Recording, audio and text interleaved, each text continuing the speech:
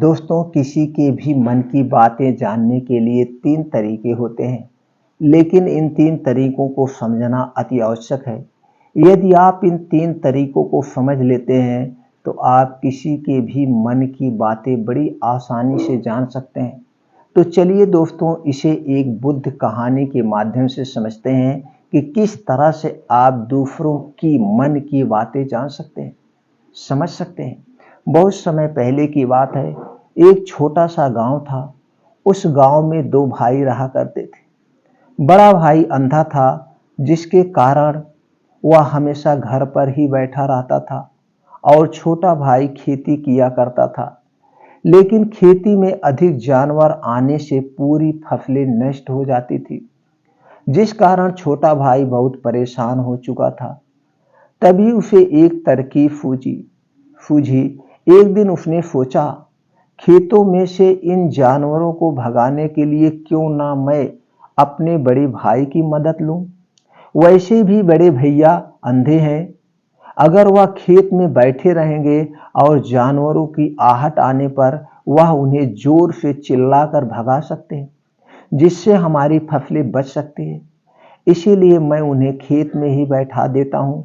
ये सब सोच विचार करने के बाद उसने अपने खेत में ही एक छोटी सी झोपड़ी तैयार की और अपने अंधे भाई उस खेत में बैठा दिया और उनसे कहा, भैया, यदि कोई जानवर की आहट आपको सुनाई दे तो आप जोर जोर से चिल्लाना। यह सुनकर वह जानवर वहां से भाग जाएंगे और हमारी फसलें नष्ट होने से बच जाएंगी। बड़ा भाई अपने छोटे भाई की बात मान लेता है और वह उस दिन से खेत में रहना शुरू कर देता है। जब भी किसी जानवर की आहट उसे सुनाई देती, तो वह तुरंत जोर जोर से चिल्लाना शुरू कर देता था, जिससे वह जानवर उसके खेतों से भाग जाते थे। ऐसा करते करते कई दिन बीत चुके थे। तभी एक दिन उसके खेत में एक हिरण भागता हुआ आता है और वह खेत के बांध को तोड़कर वहां से भाग गया। लेकिन उसी हिरण का पीछा करते हुए एक राजा भी उसके खेत में आ पहुंचा। तभी राजा की नजर उस अंधे आदमी पर पड़ती है। राजा उस व्यक्ति से कहता है, देखो, मैं यहाँ एक जानवर का पीछा करते हुए आया हूं। क्या तुमने उस जानवर को यहाँ पर देखा है? इस पर वह व्यक्ति कहता है, हे राजन, मैं तो अंधा हूं। मैं भला किसी जानवर को कैसे देख सकता हूं? लेकिन मैं आपको इतना जरूर बता सकता हूं कि जो जानवर मेरे खेतों से होकर भागा है, वह आपके लायक नहीं है। आप उसके पीछे मत अपना समय यूं ही मत व्यस्त करो, मत बर्बाद करो। राजा उस अंधे व्यक्ति की बात सुनकर बड़ा अचरज में पड़ गया। वो ये सोचने लगा कि आखिर ये तो अंधा है, फिर ऐसे कैसे पता कि जिस हिरण को मैं तलाश रहा हूं वह हिरण मेरे लायक ही नहीं है? यह अंधा व्यक्ति मुझे कैसे बता सकता है? तभी राजा ने उस अंधे व्यक्ति से कहता है, कहीं तुम मुझसे झूठ तो नहीं कह रहे हो? एक तरफ तुम ये कहते हो कि तुम अंधे हो और दूसरी तरफ तुम यह भी कह रहे हो कि जो जानवर यहां से भागा है वो मेरे लायक ही नहीं है। इस पर वह अंधा व्यक्ति कहता है, हे राजन, जिसे आप एक हिरण समझ रहे हैं, वह असल में वह एक हिरण नहीं है, बल्कि एक हिरणी है और वह भी गर्भवती है। और जहां तक मुझे ज्ञात है, मैंने कभी किसी राजा को किसी गर्भवती हिरणी का शिकार करते हुए नहीं सुना है। और इसी कारण से मैं आपसे यह कह रहा हूं कि वो आपके लायक नहीं है। आप उसके पीछे अपना कीमती समय व्यर्थ ना करें। यह सुनकर राजा और भी अचरज में पड़ गया। वो ये सोचने लगा कि आखिर ये अंधा आदमी यह कैसे जान सकता है कि वह हिरनी है और गर्भवती है। राजा कुछ देर के लिए सोच में पड़ गया। सोच विचार करने के बाद अपने सेनापति से कहता है, सेनापति जी, मुझे वह जानवर जिंदा चाहिए, क्योंकि मुझे यह पता करना है क्या वो हिरनी है और क्या वह गर्भवती है? क्योंकि यह अंधा आदमी बहुत विश्वास के साथ यह कह रहा है और मुझे इस बात की पुष्टि करनी है। यदि वह हिरनी हुई और गर्भवती हुई तो वह हमारे शिकार के लायक नहीं है, क्योंकि हम एक हिरण का पीछा कर रहे थे। इसीलिए जाओ और पता करो कि क्या वो हिरनी है। सेनापति राजा से आज्ञा लेकर आगे की ओर बढ़ चलता है और कुछ देर बाद जब वह वापस लौटकर आता है तो वह राजा को कहता है कि हे राजन, इस अंधे आदमी ने जो बातें कही वो बिल्कुल सही है। वो एक हिरनी ही है और वह गर्भवती भी है। यह सुनकर राजा आश्चर्यचकित रह गया। उसे समझ नहीं आ रहा था कि आखिर अंधा आदमी कैसे पता कर सकता है कि वह जानवर एक हिरनी है और तो और वह गर्भवती भी है। भला एक अंधा आदमी यह कैसे देख सकता है, यह कैसे जान सकता है? आखिर इसे यह कैसे पता चला? कैसे कई सारे प्रश्न अब राजा के मन में उमड़ने लगे। अब राजा ने यह ठान लिया था कि मुझे इस बात की तह तक पहुंचना ही है कि आखिर वह अंधा आदमी कैसे जानता है कि वह जानवर एक हिरनी है। यह सोचकर राजा उस अंधे आदमी के पास जाता है और उस अंधे आदमी से कहता है, देखो, मैं ये तो नहीं जानता कि तुम सचमुच अंधे हो या नहीं, लेकिन मैं तुमसे एक बात जानने आया हूं। क्या तुम मेरे प्रश्न का सही सही जवाब दोगे? इस पर अंधा व्यक्ति कहता है, हे राजन, आप जो कुछ भी पूछना चाहते हैं मुझसे पूछ सकते हैं। मैं आपको बिल्कुल सच सच जवाब दूंगा। इस पर राजा कहता है, देखो, एक तो तुम कहते हो कि तुम अंधे हो और दूसरी तरफ तुमने यह बता दिया कि जिस जानवर का पीछा मैं कर रहा हूं वह एक हिरणी है और तो और वह गर्भवती भी है। आखिर तुम्हें यह कैसे पता चला? तुम्हारे खेत में और भी तो जानवर आते होंगे और भी जानवर यहां से गुजरते हों, फिर तुमने यह कैसे अंदाजा लगाया? तभी वह अंधा व्यक्ति राजा से कहता है, हे राजन, आप जिस हिरनी का पीछा कर रहे थे वही हिरनी जब मेरे खेत में आई, उसकी रफ्तार और उसके भागने की आहट से मुझे यह एहसास हो चुका था कि यह एक हिरनी है और मेरे खेत की जो बांध है वह बहुत छोटी है, उसकी ऊंचाई ज्यादा नहीं है। यदि कोई हिरण होता तो उस बांध को आसानी से नाग जाता, लेकिन वह हिरनी इस बांध को तोड़कर भागी है और यदि वह इस बांध को छलांग लगाकर भागने का प्रयास करती तो इससे उसके बच्चे को खतरा होता और इसी बात से मैंने पता लगा लिया कि वह गर्भवती है। इस कारण वह ज्यादा ऊंची छलांग नहीं लगाकर मेरे खेत की बांध को तोड़ते हुए भाग गई। इस पर राजा के मन में एक और प्रश्न उठा। राजा ने कहा, किंतु तुम्हें कैसे पता चला कि वह एक हिरनी ही है और भी तो कोई जानवर यहां से आ सकता है? इस पर वह अंधा व्यक्ति कहता है, हे राजन, मैं पूरा दिन सुबह शाम यहीं पर बैठा रहता हूं और मेरी सुनने की शक्ति बहुत तेज है। मैं ये भाप जाता हूं कि कौन सा जानवर मेरे खेत में आया है और उसी के आधार पर मैं जोर जोर से चिल्लाता हूं ताकि वो मेरे खेत से भाग जाए और मेरे खेत की फसलों को नष्ट न कर पाए। राजा उस अंधे आदमी का यह जवाब सुनकर पूरी तरह से संतुष्ट हो चुका था। वह मन ही मन यह सोच रहा था कि आदमी भले ही अंधा हो लेकिन यह तो बड़ा ज्ञानी मालूम पड़ता है। इस आदमी से कुछ ना कुछ काम निकलवाना चाहिए। यह विचार लिए हुए राजा वहां से वापस अपने महल की ओर लौट जाता है। राजमहल पहुंचते ही राजा उस अंधे व्यक्ति से कहता है, आप तो बड़े ज्ञानी व्यक्ति थे, आपको किसी भी बात का पता बड़ी आसानी से चल जाता है। आज मैंने आपको यहाँ पर इसलिए बुलाया है क्योंकि मैं आपसे यह जानना चाहता हूं कि मेरी पत्नी पतिव्रता है या नहीं। इस पर वह अंधा व्यक्ति कहता है, हे राजन, यह कैसा प्रश्न हुआ?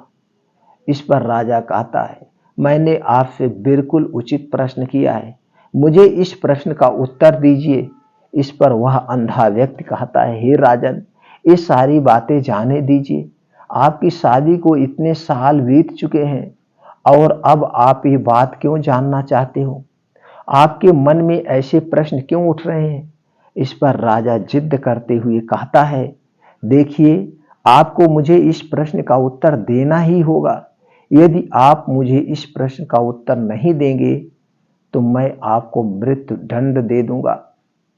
राजा के मुख से यह बात सुनकर वह अंधा व्यक्ति कहता है, हे राजन, यदि आप इस प्रश्न का उत्तर चाहते हैं तो इसके लिए आपको मेरा एक काम करना होगा। राजा कहता है, बोलो, मुझे क्या काम करना होगा? इस पर वह व्यक्ति कहता है, इसके लिए आपकी पत्नी को मेरे साथ कमरे में अकेले छोड़ना होगा। उस अंधे व्यक्ति की यह बात सुनकर राजा पहले क्रोधित हो जाता है, लेकिन फिर कुछ सोच विचार करने के बाद वह उस व्यक्ति की बात मान लेता है और अपने सेनापति को आदेश देता है, सेनापति जी, इस व्यक्ति को और मेरी पत्नी को एक कमरे में कुछ देर के लिए अकेला छोड़ दे। सेनापति बिल्कुल वैसा ही करता है।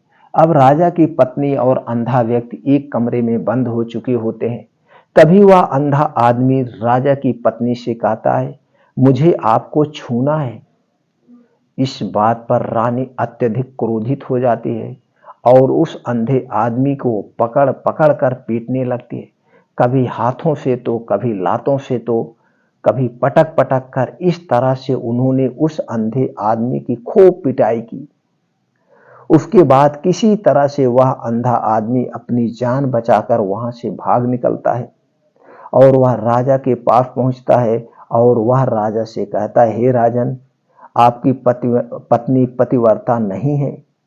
यह बात सुनकर राजा अत्यधिक क्रोधित हो उठता है और राजा अपनी तलवार निकालकर सीधा अपनी पत्नी की ओर जाता है और क्रोधित होकर अपनी पत्नी से कहता है, रानी जी, आज मैं जो भी सवाल आपसे करने आया वाला हूं उसका मुझे सच सच जवाब दीजिएगा, और यदि आपने एक शब्द झूठ कहा तो मैं आपको अभी के अभी सर धड़ से अलग कर दूंगा।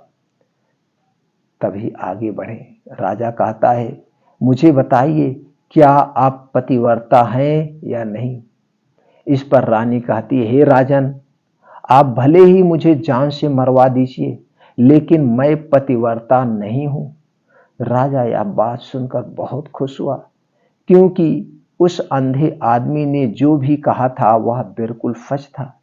यह बात सुनकर तुरंत ही राजा उस आदमी के पास पहुंचता है और आकर उस अंधे आदमी से कहता है, तुम्हें कैसे पता चला कि मेरी पत्नी पतिव्रता नहीं है?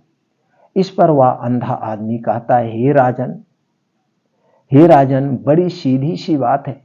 मैंने तो आपकी पत्नी से बस इतना ही कहा था कि मुझे आपको छूना है, और इस बात पर वह इतना क्रोधित हो उठी कि उन्होंने गुस्से में आकर लात घूंसों से पीटना शुरू कर दिया। और भला कोई औरत किसी और मर्द को कैसे छू सकती है?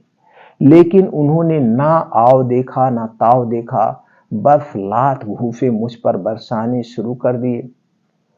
वह भी तो एक छूना ही हुआ, और एक पतिव्रता नारी कभी भी पराये मर्द को नहीं छूती। जब मैंने उसे छूने के लिए कहा था तो वह उस वक्त मुझे मना कर सकती थी, लेकिन उन्होंने तो मुझे पीटना शुरू कर दिया और देखते ही देखते उन्होंने मेरे पूरे शरीर को छू लिया। अब आप ही बताइए, ऐसी स्त्री भला पतिव्रता कैसे हो सकती है?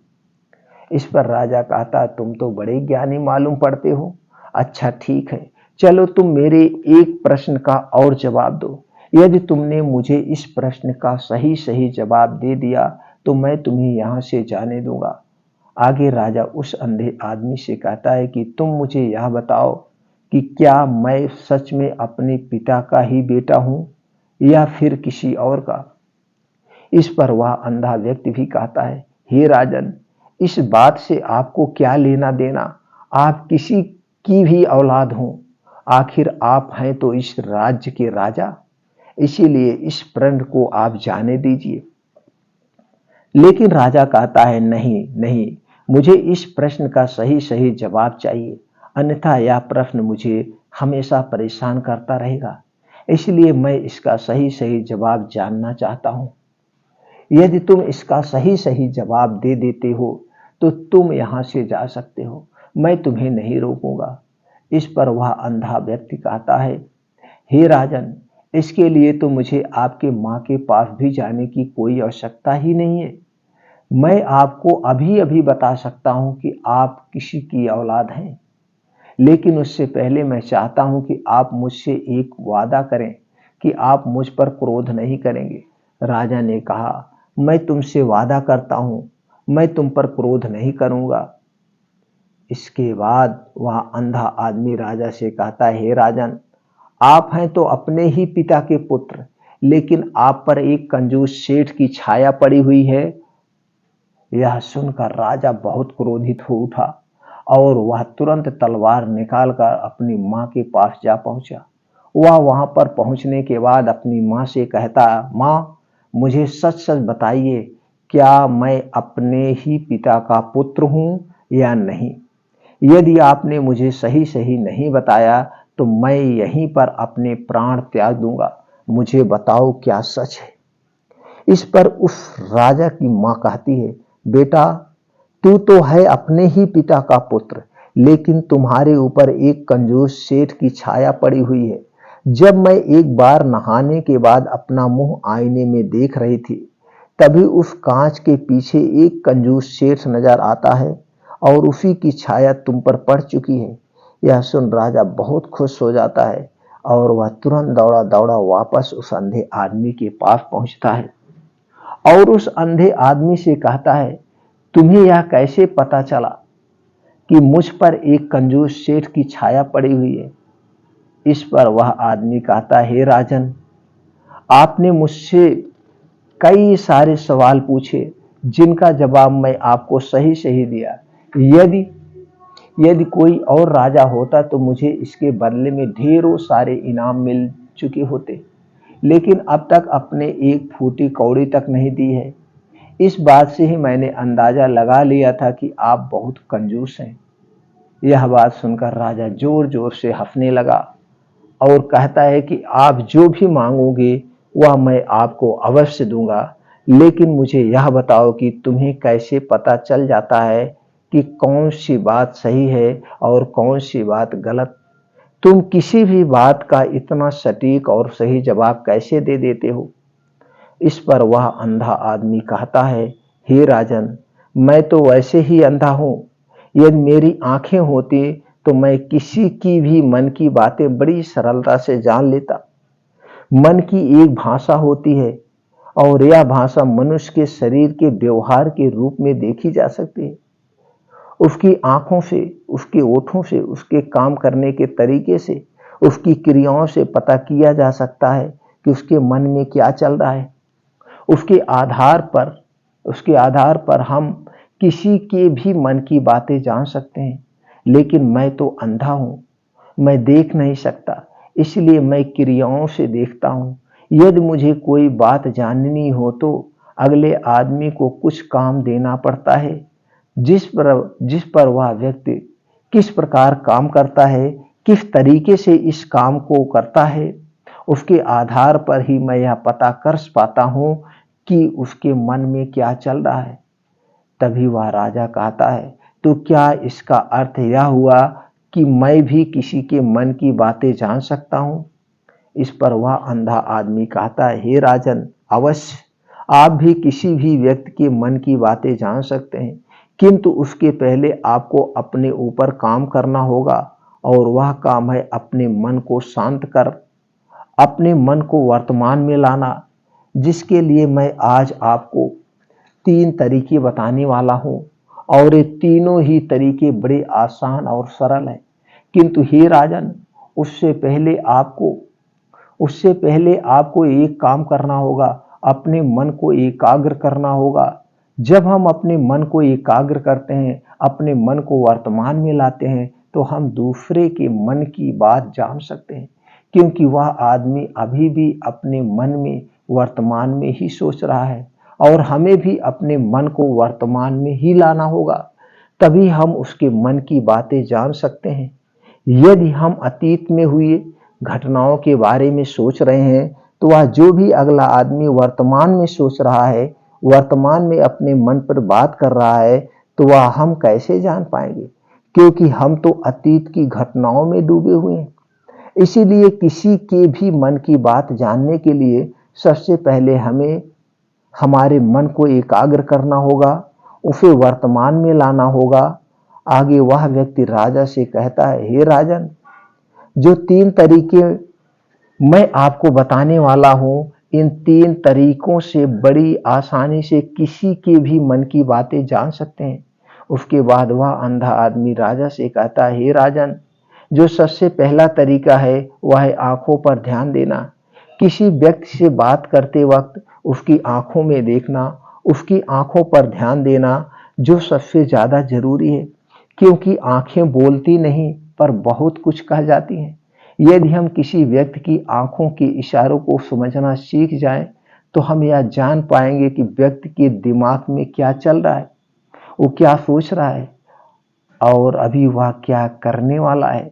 मेरे पास आंखें नहीं है, लेकिन मैंने अपने गुरु से यह विद्या सीखी है, क्योंकि बहुत सालों पहले मेरे पास आंखें थी और मैं उस वक्त लोगों की मन की बातें केवल उनकी आंखों से ही जान लेता था।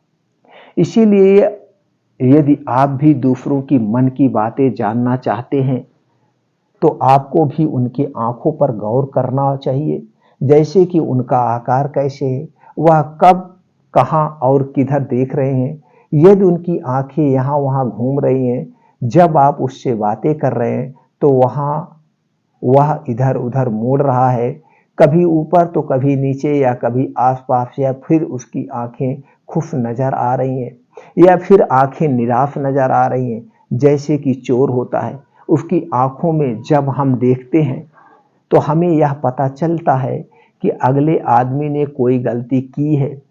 ठीक उसी प्रकार जब हम किसी चालाक व्यक्ति की आंखों में देखते हैं, तो आपको पता चलेगा कि उसकी आंखों में एक भाषा होती है, एक बहुत ही सीधा और आसान तरीका होता है। यदि आपको यह पता लगाना है कि सामने वाला व्यक्ति आपसे झूठ कह रहा है या फिर सही, तो आपको उसकी आंखों पर ध्यान देना होगा। ध्यान देना अति आवश्यक है। यदि आपसे बात करते वक्त वह व्यक्ति अपनी आंखें यहाँ वहाँ घुमा रहा है, ऊपर नीचे इधर उधर दाएं बाएं हर जगह देख रहा है, तो इसका अर्थ यह हुआ कि वह उस बात से निकलने का कोई रास्ता ढूंढ रहा है और कोई झूठ बना रहा है। यदि सामने वाला व्यक्ति आपसे कुछ झूठ कहने का प्रयास कर रहा है, तो वह आपसे नजरें नहीं मिलाएगा। वह यहाँ वहां देखेगा, ऊपर नीचे देखेगा, लेकिन वह आपकी आंखों में आंखें डालकर कभी नहीं देख पाएगा, क्योंकि उसे डर है कि यदि अपने आपकी आंखों में डालकर देखी तो उसका झूठ पकड़ा जाएगा और लोगों को सच्चाई का पता चल जाएगा। और इसी प्रकार कुछ और भी भाषाएं होती हैं। जब आप किसी की आंखों में आंखें डालकर देखना शुरू कर देंगे कि उसके हाव भाव क्या है, ठीक उसी प्रकार चेहरे के हाव भाव होते हैं, जिससे हम मन की बातें बड़े आसानी से समझ सकते हैं और इन्हें भी समझना बहुत ही जरूरी है। कभी कभी कोई व्यक्ति अपने चेहरे से, जैसे आंख, ओठ और बहुत से कुछ अलग अलग व्यवहार करता है। यदि आप किसी व्यक्ति के चेहरे में गौर करेंगे, तो आप आसानी से समझ पाएंगे कि वह व्यक्ति निराश है। जब व्यक्ति बहुत उदास है या फिर बहुत खुश है या फिर उसे बहुत बड़ा दुख है, वह अपने अंदर क्या महसूस कर रहा है, ये सारी बातें हम उसके चेहरे के हाव भाव से पता कर सकते हैं। फिर चाहे इंसान जुबान से कुछ बोले या ना बोले, लेकिन आप उसके चेहरे से सब कुछ पता कर सकते हैं। आगे व्यक्ति राजा से तीसरा तरीका बताते हुए कहता है, हे राजन, इसी प्रकार तीसरी भाषा भी है, अर्थात तीसरा तरीका भी है, और वह हाथों का इशारा और शरीर का व्यवहार। मन की बात समझने के लिए हमें हाथ के इशारे और शरीर के व्यवहार को समझना बहुत आवश्यक है। कोई व्यक्ति जब बात करता है तो आपने देखा होगा कि वो अपने हाथों को हिलाता रहता है, अपने हाथों से इशारा करता रहता है। बातों के साथ साथ अपने शरीर का जो व्यवहार है अर्थात बॉडी लैंग्वेज, उसका भी वो पूरा उपयोग करता है, जिससे हमें यह पता चल जाता है कि वह व्यक्ति हमारे बातों पर कितना ध्यान दे रहा है और उसके मन में क्या चल रहा है। शरीर के व्यवहार को देखने के लिए उसके हाथ मटकाने, शरीर मटकाने और चेहरे पर बार बार हाथ लाना, हाथों का एक दूसरे से मसलना, ऐसी बहुत सी क्रियाएं होती हैं, उस पर हमें ध्यान देना अति आवश्यक है। मन की बात समझने के लिए हमें शरीर के व्यवहार को भी समझना पड़ता है। यदि हम इन तीन तरीकों को सही तरीके से ध्यान देकर इन तीनों तरीकों को अच्छी तरह से समझ लेते हैं तो हम बहुत जल्दी से ही किसी व्यक्ति के मन की बातें बड़ी सरलता और सहजता से जान सकते हैं। इसीलिए यदि आपको किसी के मन की बातें जाननी है तो आपको उसकी आंखों पर, उसके चेहरे पर, उसके शरीर के हाव भाव को और उसके हाथों को ध्यानपूर्वक देखना और समझना होगा, जिससे आप यह समझ पाएंगे कि यह आखिरकार उसके मन में क्या चल रहा है और वह क्या सोच रहा है। लेकिन उससे पहले आपको अपने मन को एकाग्र करना होगा, शांत करना होगा और अपने मन को वर्तमान में लाना होगा। तभी आप उस व्यक्ति के इन सभी क्रियाओं पर ध्यान दे पाएंगे, उन्हें समझ पाएंगे। अन्यथा आप यदि अतीत की घटनाओं में व्यस्त हैं, भविष्य की योजनाओं में व्यस्त हैं, तो आप उस व्यक्ति के हाव भाव पर कभी भी ध्यान नहीं दे पाएंगे और न ही आप कभी यह समझ पाएंगे कि आखिर उस व्यक्ति के मन में क्या चल रहा है, वह क्या सोच रहा है। आपने देखा होगा कि ऐसे कई संत महात्मा हैं जो बड़ी ही शांति से आपको देखते ही और आपको देखकर वह बता देते हैं कि आपके मन में क्या चल रहा है, आप उनसे क्या जानने आए हैं। और इसका सबसे बड़ा प्रमुख कारण यही है कि वह आपको पढ़ सकते हैं, आपको समझ सकते हैं, आपकी मन की बातें जान सकते हैं, क्योंकि उनका मन एकाग्र है, शांत है और यही कारण है कि वह आपके मन की बातें बड़ी सरलता से समझ जाते हैं। तो दोस्तों, उम्मीद करता हूं कि आपको इस कहानी से एक अच्छी सीख मिली होगी। यह कहानी आपको कैसी लगी हमें कमेंट सेक्शन में ज़रूर कमेंट करके बताइएगा और इस कहानी को अपने दोस्तों के साथ ज़रूर शेयर करें ताकि उन्हें भी इस कहानी से कुछ सीखने को मिल सके। फिर मिलते हैं दोस्तों ऐसी ही और अच्छी कहानी के साथ अगले वीडियो में।